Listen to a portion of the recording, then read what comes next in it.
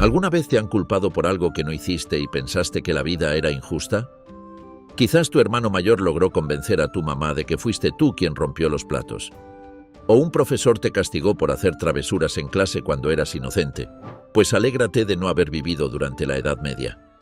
En el periodo comprendido entre el siglo V y el XVI, solucionar un conflicto era una tarea difícil. Básicamente, si te acusaban de un delito, lo mejor que podías hacer era confesarte y preparar tu testamento, ya que las oportunidades de ser castigado con la muerte eran muy altas. Y sin jueces, abogados, policías ni CSIs que investigaran, tu destino muchas veces quedaba en manos de la suerte, la voluntad de los dioses o los señores feudales. Así que a continuación, hablaremos sobre las maneras en que se resolvían los litigios en la Edad Media. Comenzaremos este recorrido en el viejo continente.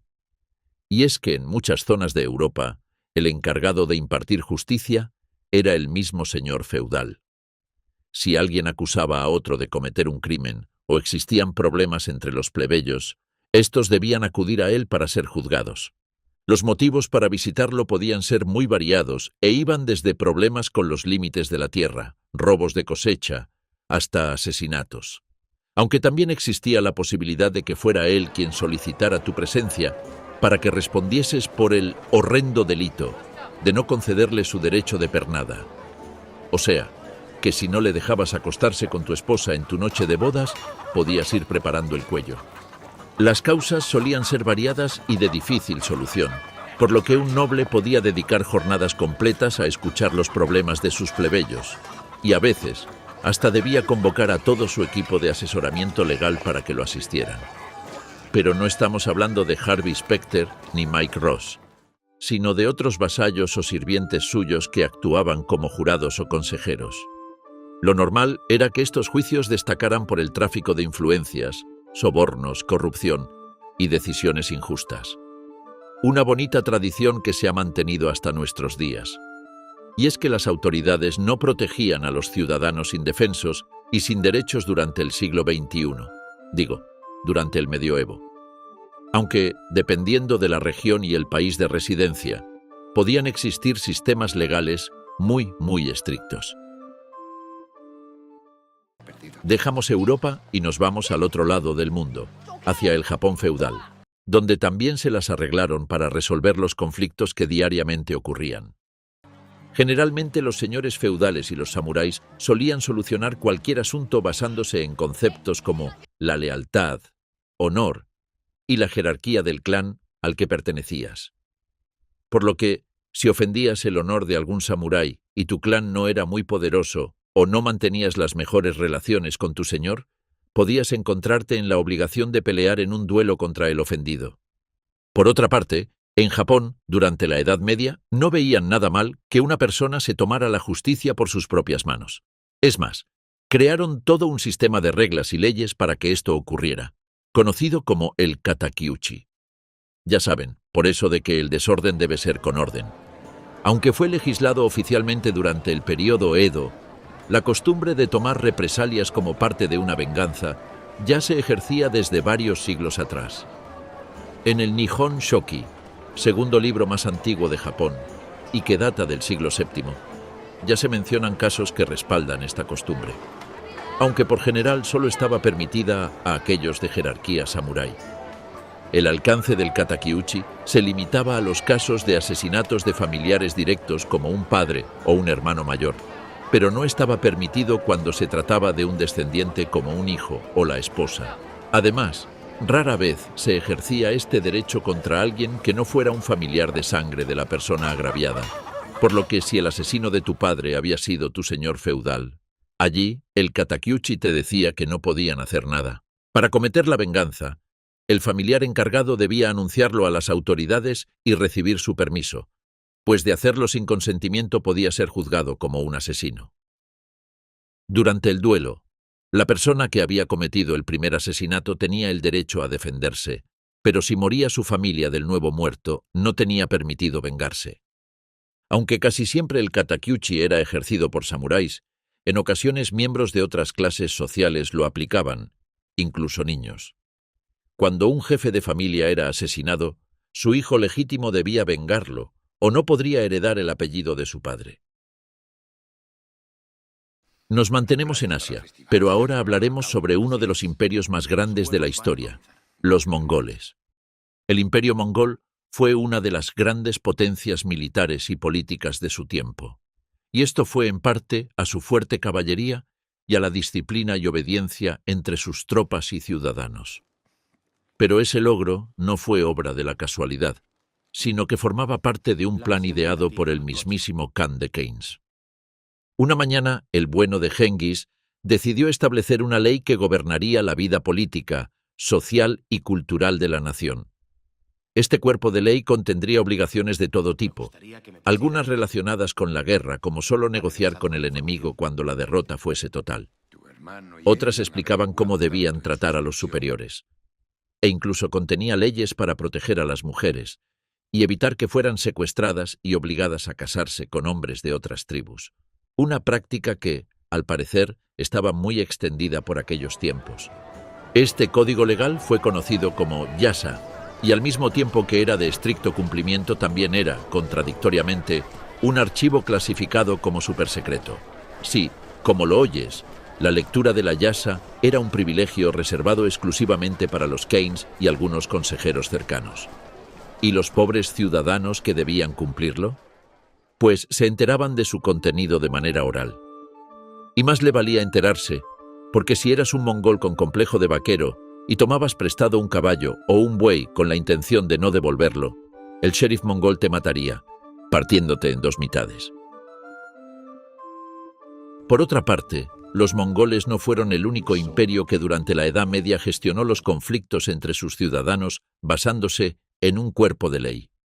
Esta práctica también fue común entre los bizantinos, cuyo emperador Justiniano creó en el 528 después de Cristo un código que llevaría su nombre, con el que buscaba aclarar y actualizar las antiguas leyes que regían el imperio, erradicar las incoherencias y, sobre todo, agilizar los procesos legales, pues en Bizancio, como en muchos lugares en la actualidad, la burocracia también era una máquina gigantesca. En aquellos tiempos, muchos casos se presentaban ante las autoridades romanas por malentendidos o interpretaciones incorrectas de las leyes. Además, los acusados de delitos muy importantes tenían la oportunidad de apelar a César para que él juzgara sus causas. Todo parece indicar que Justiniano I tenía mejores cosas que hacer, como reconquistar territorios, así que le entregó a una comisión de juristas presidida por Triboniano la tarea de evaluar qué leyes romanas debían desecharse por obsoletas y cuáles debían mantenerse o sufrir modificaciones.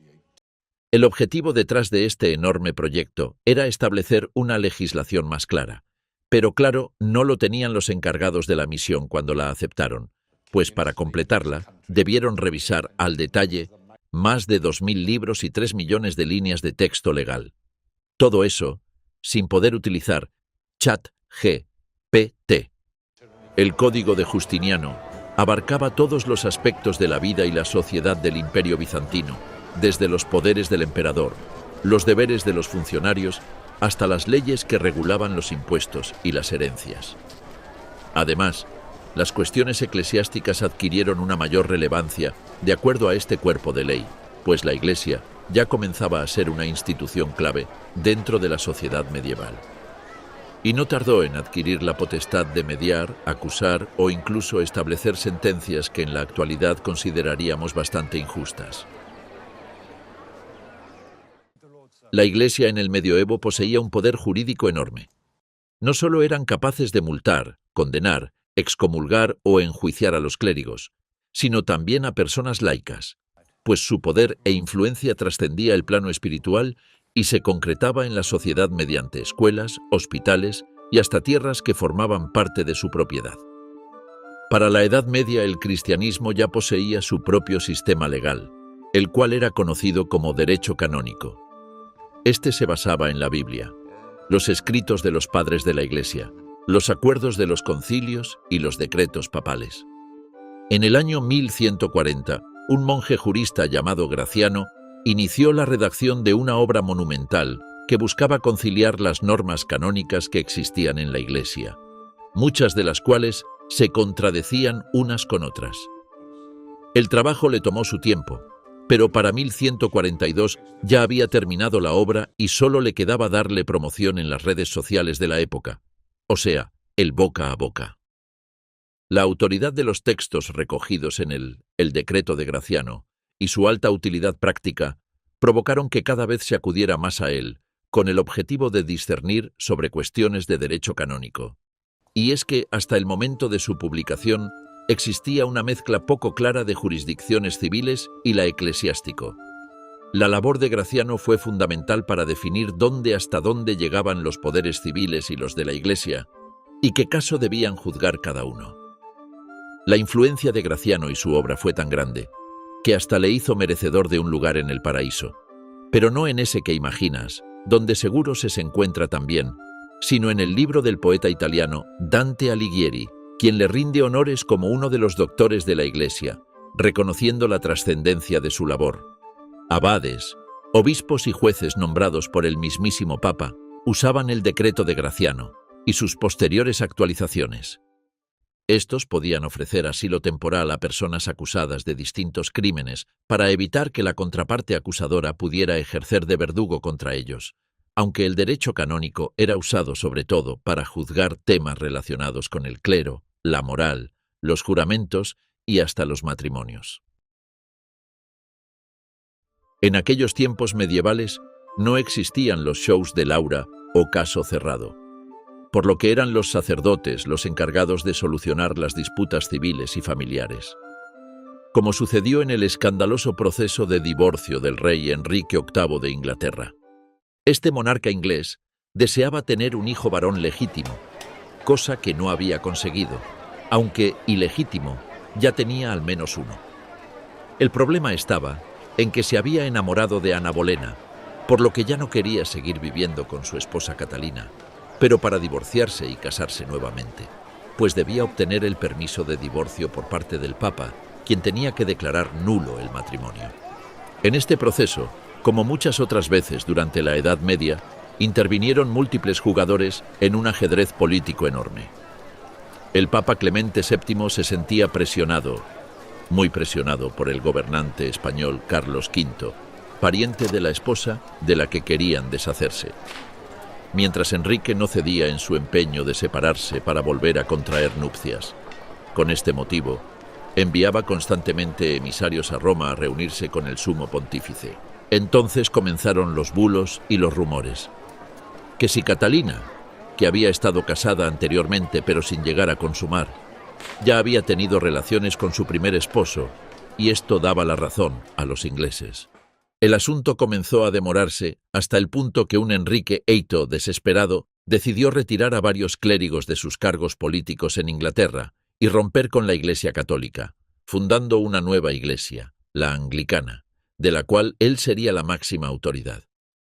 De esta forma, consiguió divorciarse de Catalina y de otras 4 mujeres más, incluida la pobre Ana Bolena, a la cual acusó de adulterio, incesto y de haber utilizado artes de bruja para casarse con él. En fin, escándalo tras escándalo, pero ninguno como el que veremos a continuación.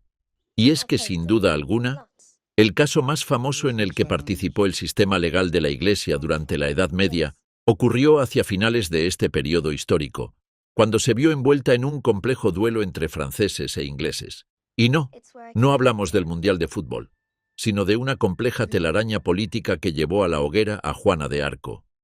Esta joven campesina declaró haber tenido visiones de nada más y nada menos que del arcángel Miguel, Santa Margarita y Catalina de Alejandría, quienes le habían dado instrucciones de ayudar a Carlos VII a ser coronado rey y liberar de una vez a Francia de la dominación inglesa. Al principio, fue recibida con escepticismo. Incluso fue sometida a una investigación por parte del propio príncipe de Francia, en la que se determinó que era una chica de vida irreprochable y una buena cristiana, poseedora de virtudes como la humildad, la honestidad y la sencillez. Juana predijo la victoria en Orleans y desde entonces se convirtió en un símbolo de la lucha francesa, siempre portando su estandarte en los campos de batalla. Su fervor católico la llevó a amenazar a la Iglesia husita de Bohemia, a la que catalogó de hereje. Sin embargo, ninguno de estos actos impidió que el 23 de mayo de 1430 fuese capturada por sus enemigos y entregada a los ingleses. Unos meses después, el 9 de enero de 1431, fue juzgada por un tribunal inglés, eclesiástico, que la acusaba de los delitos de herejía y travestismo por usar ropas y armaduras de hombres para protegerse durante las batallas. El juicio no estuvo exento de polémica, pues en más de una ocasión se violaron los derechos de Juana, a quien se le privó de un asesor legal en todo momento. A pesar del temple que demostró la joven, no pudo evitar ser condenada a la hoguera el 30 de mayo de 1431. Y, a pesar de haber sido excomulgada como uno de los castigos, se le permitió recibir los sacramentos. Cuenta Internet que sus últimas palabras fueron: «Calor el que hace en Córdoba». Otra de las prácticas comunes por la Iglesia fueron las ordalías, que no eran otra cosa que un procedimiento probatorio que se realizaba al acusado buscando que Dios revelara su culpabilidad o inocencia. Los acusados eran sometidos a pruebas físicas terribles, como caminar sobre brasas ardiendo o sostener trozos de metal al rojo vivo. Luego, recibían atención médica durante 3 días. Si las heridas cicatrizaban bien, eran considerados inocentes, pero si al momento de desvendarlas no habían sanado o se encontraban infectadas, pues era momento de llamar a un sacerdote para confesarse. Las ordalías llegaron a ser una práctica muy común en Europa occidental, sobre todo en las naciones germánicas y anglosajones, donde eran usadas para juzgar a toda clase de personas, aunque con los nobles y miembros del clero se prefería utilizar variantes menos extremas. Entre estos grupos era muy popular el pan y el queso. Y no hablamos de un tentempié antes de la comida, sino de una ordalía con todas las de la ley. Antes de someter al acusado, primero se tomaba un trozo de pan y otro de queso, los cuales eran bendecidos por alguna autoridad religiosa. Una vez hecho esto, el sospechoso debía comerse estos alimentos. Pero había que tener mucho cuidado de no atragantarse, porque entonces el pan y el queso podían convertirse en tu última cena. Una de las razones por la que las ordalías fueron tan populares era su alto poder de disuasión psicológica, pues muchos acusados confesaban sus crímenes antes de tener que someterse al agua hirviendo, las brasas o los pedazos de metal encendidos. No obstante, muchas veces este procedimiento resultaba manipulado, pues en ocasiones las injusticias eran tan evidentes que los propios jueces o sacerdotes manipulaban los resultados para evitar un castigo desmedido. Y es que lo poco fiable que resultaba este ejercicio fue uno de los motivos que llevó al Papa Inocencio III a prohibirle a los sacerdotes cristianos participar en esta clase de actos, lo que supuso un golpe duro para el sistema judicial de la época, pues para llevar a cabo una ordalía era imprescindible que un cura realizara los ritos y bendiciones adecuadas. Esta fascinante forma de definir la sentencia se consideraba una prueba irrefutable y se sostenía en la creencia de que Dios protegería la integridad del inocente, mientras que el culpable sería herido. Gracias a Dios que poco a poco fueron reemplazadas por sistemas más racionales como el testimonio de testigos, el jurado o los juicios escritos. El cristianismo no fue la única religión que tuvo una incidencia directa sobre la resolución de asuntos en la Edad Media, pues el Islam también otorgaba poderes y funciones a personas para que mediaran en los conflictos. En Al-Ándalus, los soberanos musulmanes tenían la facultad de nombrar cadíes, que no eran otra cosa que jueces y magistrados que reparían las resoluciones jurídicas, atendiendo siempre con las leyes del derecho musulmán, el cual estaba basado en el Corán y la Sunna. Un cadí debía ser el máximo ejemplo de moral y buenas costumbres, una persona íntegra e intachable. También debía poseer amplios conocimientos sobre el derecho y el Corán, ya que el Islam no hace distinción entre leyes civiles y religiosas, por lo que ellos debían mediar y decidir en cualquier asunto que involucrara a un musulmán. Al igual que sus pares cristianos, los cadíes mediaban en temas relacionados con los matrimonios, divorcios, partición de bienes, herencias, tierras, inmuebles y muchos otros asuntos. Además, debían proteger a las viudas y a los huérfanos haciéndose cargo muchas veces de sus bienes. Para resolver este tipo de cuestiones solían ejercer sus funciones en lugares públicos como las mezquitas, aunque en diferentes regiones existían espacios específicos para esta práctica, como la conocida Puerta de la Justicia, en la Granada nazarí. Pero los cadíes no trabajaban solos, sino que eran asistidos por 2 o 3 ulemas que lo acompañaban para aconsejarlo permanentemente por escrito. Estos informes debían ser archivados.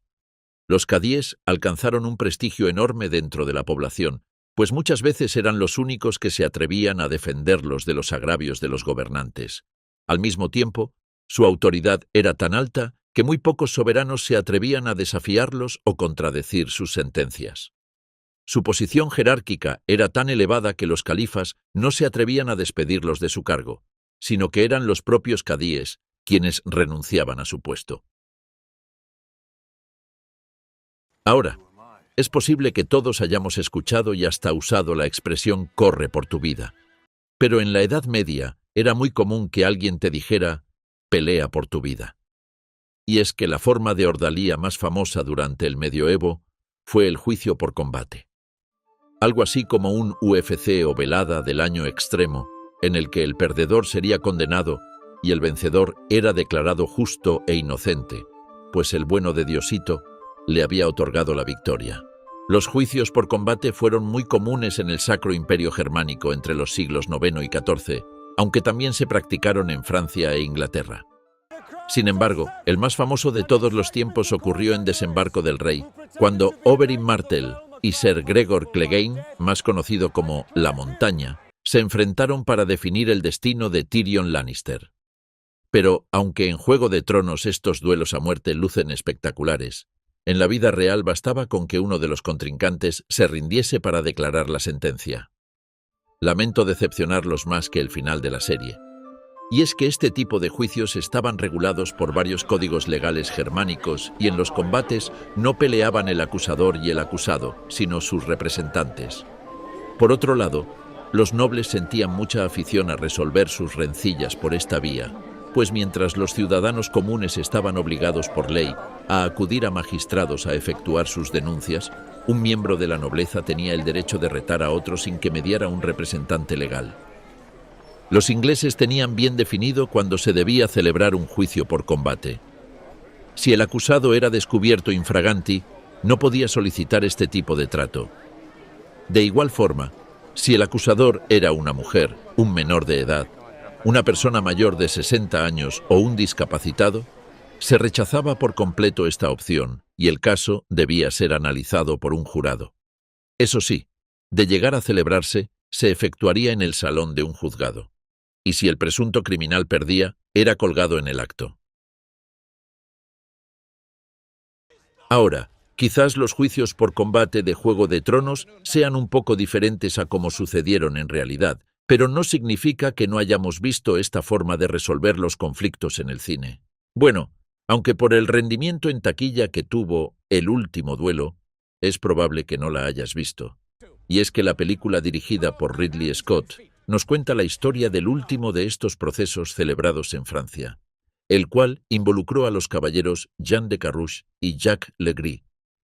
Legris fue acusado de abusar sexualmente de la esposa de su vecino Carrouge, quien no dudó en solicitar un juicio por combate al mismísimo rey, pero éste decidió no complacer al público que exigía sangre y violencia, sino realizar una vista completa a los testigos y sus declaraciones, para de esta forma llegar a un dictamen.